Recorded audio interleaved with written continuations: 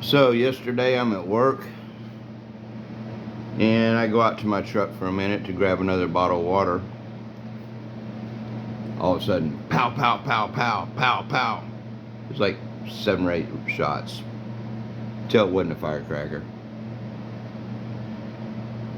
And I head back to the building. The building's locked, but one of the ladies saw me outside and opened the door and let me in. So this happened. Tonight on KGW News, a shooting just outside the ER. It's a little scary, especially if the person would have been able to get inside the building.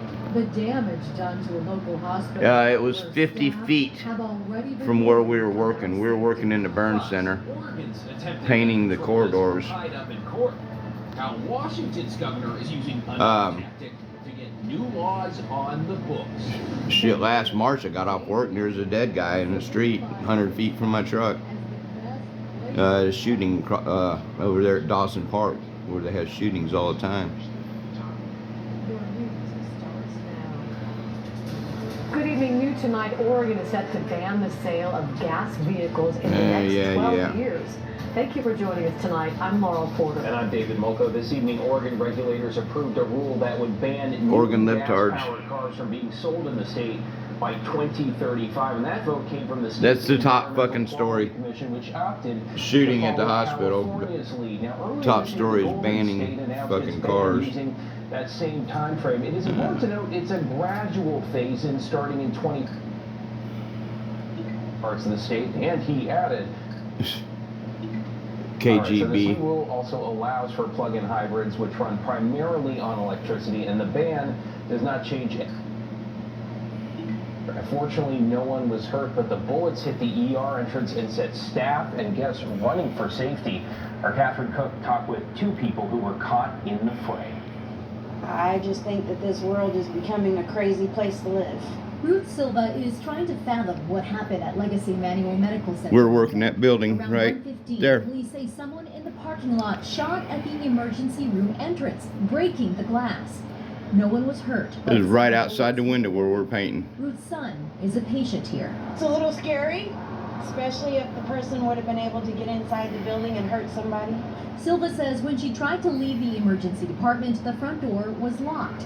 She says security guards evacuated the lobby and asked everyone to shelter in place. So we were right. The spokesperson tells KGW the hospital reopened after the immediate threat ended. I know better what it looks like from the inside. Our security officers who helped ensure the safety of our staff and patients throughout this incident. I think that they did really well. They had the building locked down and nobody was allowed to get in or out of the building. So I think that they did everything that they could do to keep everybody safe.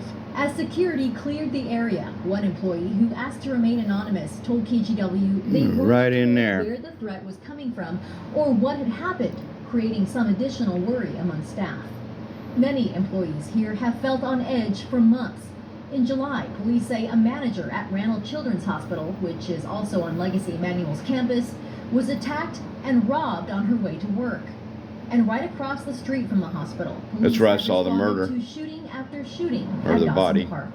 Every time there's been gunfire in the past 2 years, I've been in the clinic, I've heard it.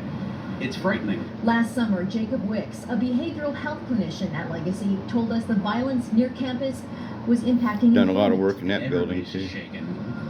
We're losing providers. We're losing, clinic staff. Everybody's worried. Since then, the hospital has installed bulletproof glass and fencing around parts of campus. Jeez. But clearly, those precautions didn't stop what happened on this day.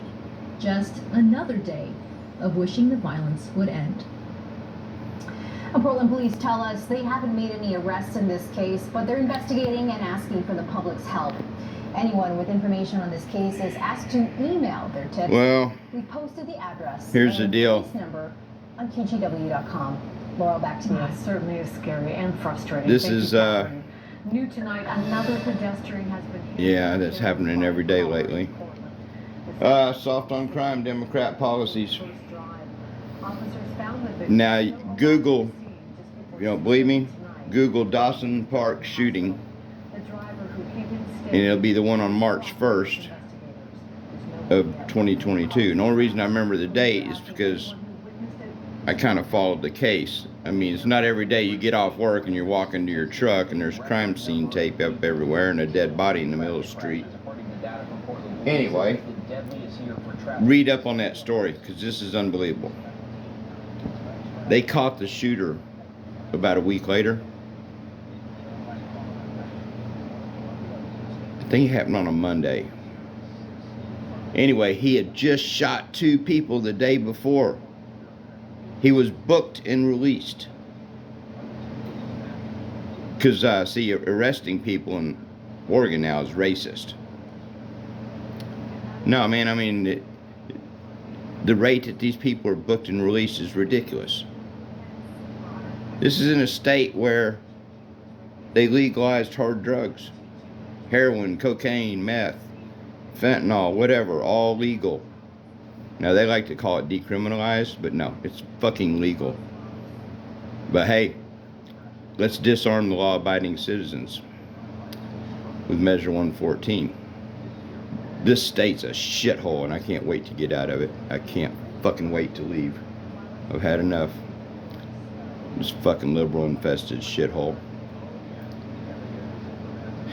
But now, Google Dawson Creek, or Dawson Park shooting, Portland, and you'll see the guy shot 2 people the day before.